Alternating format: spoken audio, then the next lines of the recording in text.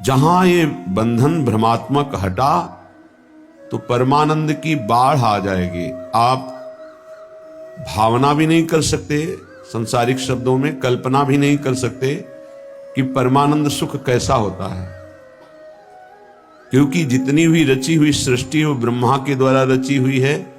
ब्रह्मा के द्वारा रची हुई संपूर्ण सृष्टि त्रिगुणात्मिका माया है। यहां परमानंद की कहीं कोई अनुभूति की बात ही नहीं है। जब तक विषयानंद का त्याग नहीं होगा तब तक परमानंद की अनुभूति नहीं होगी। जब तक ज्ञान नहीं होगा तब तक विषयानंद का त्याग नहीं होगा, या प्रेम नहीं होगा तब तक विषयानंद का त्याग नहीं होगा। बड़ा कठिन है मन और इंद्रियों को प्रभु में लगाना।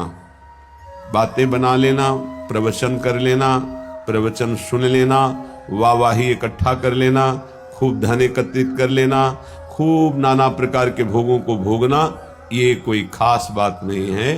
ये स्वाप्निक है, ये एक अच्छा स्वप्न है, लेकिन जब जगेंगे तो खाली हाथ होंगे। स्वप्न का कोई भी वैभव, भोग, सामग्री, परिवार जागृत होने पर कुछ नहीं होता, कुछ नहीं, 100 का 100% झूठा। ऐसे ही ये जो ब्रह्मा के द्वारा रचा हुआ संपूर्ण संसार है, जब आप भगवदानंद का जरा भी अनुभव करेंगे तो जेहि जाने जग जाए हिराई, जागे जथा स्वप्न भ्रम जाई। जिस परमात्म तत्व को जान लेने के बाद संसार ऐसे गायब हो जाता है जैसे स्वप्न में नाना प्रकार के पदार्थ, अनुकूल प्रतिकूल, व्यक्ति अनुकूल प्रतिकूल देखा, पर जब जगे तो कुछ नहीं था। उमा कहूं मैं अनुभव अपना, सत हरि भजन जगत सब सपना। ये स्वाप्निक पूरा का पूरा जितना ब्रह्मा ने रचाया, आ ब्रह्म स्तंभ पर्यंतम सर्वम मायामयम जगत, सत्यम सत्यम पुनः सत्यम हरेर नामयु केवलम। तिनके से लेकर ब्रह्मलोक तक जितना कुछ है ये सब जादू का तमाशा है, माया है। आ ब्रह्म भुनान लोकान पुनरावर्तिनो अर्जुन, हे अर्जुन इसमें मत फंसो। ये सब बार बार जन्म मरण का चक्र बढ़ाने वाले हैं, मिटाने वाले नहीं हैं। यहां से लेकर ब्रह्मलोक तक एकमात्र सच्चिदानंद में वृत्ति लगा दे, चाहे गृहस्थ हो या विरक्त हो, अपने अपने धर्म का पालन करते हुए वृत्ति को नाम में लगाना है, नाम में जीवन करना है। बातें बना लेना, ज्ञान की बातें उपदेश कर लेना बहुत सरल है, पढ़ लो सुना दो, लेकिन इनको अपने आचरण में उतार लो। सोई महात्मा, चाहे वो गृहस्थ हो या विरक्त हो, शास्त्र की आज्ञा के अनुसार अपने अंतःकरण को चलाना ये महात्मा का लक्षण है। मन और इंद्रियों को स्वतंत्र रूप से भोगों में छोड़ देना ये विषयी पुरुष का लक्षण है। प्रायः बहुत संभालने पर भी, बहुत वर्षों तक इनको संयम में रखने पर भी कभी अहंकार ना कर ले कि मैं संयमी हो गया, मैं जितेंद्री हो गया। जब तक प्रभु का मिलन ना हो जाए तब तक मन और इंद्रिय पर विश्वास न करे कि मैं अमुक भोगों का विजयी हूं, त्यागी हूं। नहीं, कभी भी फिसल सकते हो। इसलिए आजीवन भगवत मार्ग के पथिक सावधान रह करके कभी गर्व नहीं कि मैं जितेंद्री हो गया, मैं मनोनिग्रही हो गया, मेरा क्या माया बिगाड़ सकती। नहीं, शिव विरंचिका मोहई को है बपुरान। और कौन बेचारा माया से युद्ध कर सकता है जब ये बड़े बड़े। तो क्या करें, बड़े मत बनो, छोटे बन जाओ, दैन्य हो जाओ, तृणादपि सुनीचेन। कोई नहीं तुमसे प्रश्न करेगा, न माया न भगवान। प्रश्न करते हैं जिनको बहुत अभिमान है कि हम जितेंद्री हैं, हम मनोनिग्रही हैं, हम बड़े भजनानंदी हैं, तो प्रश्न हो जाता है ये देखो, दो इसका उत्तर। यदि छोटे बन जाओ, तृणादपि सुनीचेन तरोर्यु सहिष्णुना, वृक्ष के समान सहनशील, तिनके के समान नीच, दूसरों को मान देते हुए स्वयं अमानी, कीर्तनीय सदा हरि। ऐसा भक्त निरंतर भजन परायण रहता है, उसकी इंद्रियां चंचल होती ही नहीं, क्योंकि भगवत कृपा से वो शांत हो जाती है। ये रहस्य को समझिए।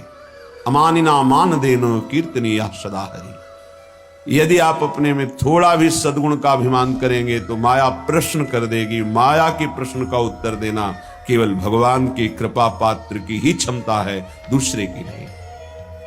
श्रीपाद कह रहे हैं कि हे हरि कहां जाऊं, क्या करूं, ये इंद्रिया ये मन मेरे वश में नहीं है, और बिना इनके वश में हुए भगवत प्राप्ति नहीं होती। प्रविशति सदा दोष निचयः, ये सदैव दोष वाले कार्य में ही लगी रहती है, पापाचरण कराने के लिए प्रेरित करती रहती है। ये इंद्रियां, ये देख लो, ये खा लो, ये सूंघ लो, ये भोग लो, ये छू लो, नाना प्रकार से शब्द स्पर्श रूप रस गंध। एक उपाय मुझे समझ में आया है, श्रीपाद प्रबोधानंद जी कह रहे हैं, मुझे एक उपाय समझ में आ रहा है कि यदि वृंदावन धाम का अनन्य भाव से आश्रय ले लिया जाए तो सब ठीक कर देगा। ये बड़ी अद्भुत महिमा है। कैसे ठीक कर देगा? जब आप श्री धाम वृंदावन का आश्रय लेंगे तो वृंदावन आपको किसी महापुरुष से मिला देगा। महापुरुषों का दर्शन, संभाषण, उपदेश अमोघस्य, जैसे भगवान का बाण कभी लक्ष्य वेदे बिना वापस नहीं लौटता, जिमी अमोघ रघुपति कर बाना, ऐसे ही जिसको भगवत प्रेमी महात्माओं का संग मिल गया तो देवर्षि नारद जी कहते हैं अमोघस्य, पर शर्त है अगम्य, उनका निर्वाह कर पाना कठिन। 4 दिन श्रद्धा तो कोई भी रख सकता है, लेकिन आजीवन उन पर कभी दोष दर्शन न हो, उनकी आज्ञा का उल्लंघन न हो, धैर्यपूर्वक उनके आश्रित बने रहो। वो प्रभु के द्वारा आपका संबंध कराया गया है। जो हम किसी महापुरुष से मिलते हैं, ये हमारे सुकृत नहीं है, ये हरि कृपा है। जो प्रभु मोहि अनुग्रह कीन्हा, तो तुम आई दर्श हठ दीन्हा। भगवत अनुग्रह से भगवत प्रेमी महात्माओं का संग मिलता है। भगवत प्रेमी महात्माओं के संग से हमारे दुष्संग का नाश हो जाता है। सर्वसंगोपहो हिमाम, जो संत संग है वो समस्त संगों से आपको अलग करके एकमात्र श्री भगवान में आसक्ति प्रदान कर देगा। इसीलिए श्रीपाद कह रहे हैं, आप श्रीधाम वृंदावन का अनन्य आश्रय ले लो। वास सब कोई नहीं कर पाएगा। यहां का वास करना वही फल जो वास करने से मिलता है, आश्रय से मिल जाएगा। आश्रय ले लो तो आपको पता नहीं कौन महापुरुष है। संत महापुरुषों की पहचान केवल भगवान जानते हैं, या उसी कोटि का महापुरुष हो तो जानते हैं, अन्यथा नहीं। तो श्रीधाम वृंदावन महापुरुषों की खेती है। जैसे गन्ने की खेती, एक से गन्ना, ऐसे ही खेती है। प्रेम खेत इसे कहा गया है। अद्भुत खेत, महामनमथ को, महामनमथ महाप्रेम को कहते हैं। काम भी मन को मथता है, इसलिए उसे भी मनमथ कहा गया है। और प्रेम भी मन को मथ करके, निर्विकार करके प्रियालाल में कर देता है, इसलिए इसको भी मनमथ कहा गया है। प्रियालाल की लीला गायन में जहां मनमथ शब्द आवे, काम शब्द आवे, उसका अर्थ सीधा प्रेम होता है। और संसार के संबंधों में अगर प्रेम भी शब्द कहा जाता है तो काम ही है। देह भाव को लेकर जो भी राग होता है उसे चाहे प्रेम कहो, आसक्ति कहो, काम कहो, मोह कहो, वो है। विशुद्ध अनुराग प्रेम सार्थक होता है स्वरूप में, आत्म तत्व में, देह में नहीं। आत्माओं की परम आत्मा जिसे परमात्मा कहते हैं, ईश्वरों के परम ईश्वर जिन्हें कहते हैं, वो हमारे प्रभु नित्य बिहारी श्री लालजू महाराज हैं। उपासक को जब साधु संग मिले तो समझ ले हमारे इस संसार चक्र का अंतिम जन्म है। इसीलिए भगवान ने कृपा करके हमें साधु समागम दिया है। अध्यात्म का प्रभाव तभी पड़ता है जब ना अर्थ लिया जाए और ना अर्थ दिया जाए। अर्थ लेने की भावना से अध्यात्म का उपदेश देने पर रंग नहीं चढ़ेगा। और अर्थ दे करके अब अध्यात्म सुनने से अर्थ की प्रधानता होने के कारण, रजोगुणी वृत्ति होने के कारण, दैन्यता ना होने के कारण वो उपदेश को ग्रहण नहीं कर पाएगा। जिसके हृदय में केवल भगवत प्राप्ति लक्ष्य है, केवल भगवदानंद लक्ष्य है, उसी लक्ष्य को रख करके चर्चा की जाए और केवल भगवत कृपा है इसलिए मुझे साधु संग मिला, सुनने को मिला, ये भाव रखा जाए तो कथन और श्रवण से निश्चित भगवत प्राप्ति का मार्ग प्रकाशित हो जाएगा। जब तक भगवदानंद के सिवा और कोई आकांक्षा अंदर रखी जाती है तो उसे कपट कहते हैं। यदि कपट रख करके अध्यात्म की चर्चा की जाए तो उसका कोई प्रभाव न कथन करने वाले पे पड़ता है न श्रवण करने वाले पे पड़ता है। चौथी भगति मम गुणगन करई कपट तजी गान। ये जो भगवत चर्चा है, स्वांता सुखाय तुलसी रघुनाथ गाथा, ये आत्म सुख के लिए गान की जा रही है। मान प्रतिष्ठा यश कीर्ति रुपया पैसा भोग सामग्री प्रणाम नमस्कार वाहवाही, ये सब इसका लक्ष्य नहीं। अगर ये लक्ष्य है तो प्रभाव नहीं पड़ेगा न कथन से न श्रवण से। यदि भगवत आनंद लक्ष्य है तो श्रवण सुनत प्रापक रति राधा पद अम्बुज सुकुमार, सुनने मात्र से प्रियालाल के चरणों की प्रीति हृदय में प्रकाशित हो जाएगी। गावत श्रवणन सुनत सुखाकर विश्व दुरित दवनी, गायन करने से, श्रवण करने मात्र से संपूर्ण विश्व के पाप नष्ट हो जाएंगे। कोई भी कहीं भी हो, यदि वो कान में भगवत चर्चा सुन ले तो श्रवण द्वार जाकर हृदय के संपूर्ण मलिनताओं का, पापों का ये शब्द नाश कर देंगे। क्योंकि निष्काम निर्विकार चिदानंद भाव की प्राप्ति के लिए लक्ष्य करके जब चर्चा होती है तो उसमें अद्भुत सामर्थ्य होती है। इसीलिए श्रीपाद कह रहे हैं आप वृंदावन आ जाओ, एक दिन के लिए ही आ जाओ, इस रज में बैठकर चर्चा सुनो, तुम्हारे हृदय में निश्चित कोई न कोई शब्द अपना अधिकार कर लेगा। और एक शब्द पकड़ लिए पूरे सत्संग में तो आपके जीवन का परिवर्तन हो जाएगा पक्का। श्रीपाद कह रहे जाति प्राण धनानि आंतु सुयसो राशि परीक्षीयतां, सद्धर्मा विलयम प्रयान्तु सततम सर्वैश्चन्निर्भर्त्स्यतां, आधिव्याधि सतेन जीर्यतु वपुर्लुप्तो प्रतिकारतः, श्रीवृंदा विपिनं तथापि न मनात् त्यक्तुं ममास्तां मतिः। न तुम्हारी जाति काम में आएगी, न तुम्हारे प्राण किसी काम के रहेंगे, न तुम्हारा धन तुम्हारे साथ जाएगा, न तुम्हारा परिवार, सब यही छूट जाएगा। देखो जो पंचभूत हैं वो सबके एक ही हैं, पंचभूतों से बना हुआ है शरीर, जैसे हमारा वैसे ही आपका। इसमें कोई घटा बढ़ी नहीं है कि 80% हमारा 75% आपका 100% उनका, ऐसा नहीं। 100% पंचभूतों से जैसे ये बना है ऐसे आपका बना है, और 100% जैसे हमारा भगवान का अंश स्वरूप है आत्मा, वैसे ही आप सबके, किंचन मात्र कोई अंतर किसी से नहीं। ये जो विविध प्रकार के धर्म, लोक धर्मों की व्यवस्था की गई है वो भगवत प्राप्ति के लिए की गई है। एक दूसरे पर घृणा, नफरत, लड़ाई झगड़ा, ऊंच नीच, इसके लिए नहीं की गई। एक लोक धर्म है। पर जब आप भागवत धर्म में स्थित होने की बात सोचेंगे तो तेज लोक धर्मान, श्री भगवान ने ही संपूर्ण सृष्टि की रचना की ब्रह्मा जी के रूप में, उन्होंने ही सारी व्यवस्था की युग धर्म के अनुसार। वही भगवान श्री राम जो हरि हैं, जिनके नाभि कमल से ब्रह्मा प्रकट हुए, सबरी जी के सामने बैठे कुश की चटाई पर, बड़े बड़े योगियों के द्वारा पावन किए हुए हृदय कमल में जिनका पधारना कठिन होता है, सबरी माई के सामने बैठे हुए। कौन है सबरी मैया? सब दंडकारण्य के ऋषि, बड़ा ऐसा मतंग ऋषि सबरी की भावना को पहचाना और अपने पास में कुटिया बनाई और कहा, बेटा तुम निश्चिंत होकर यहां भजन करो।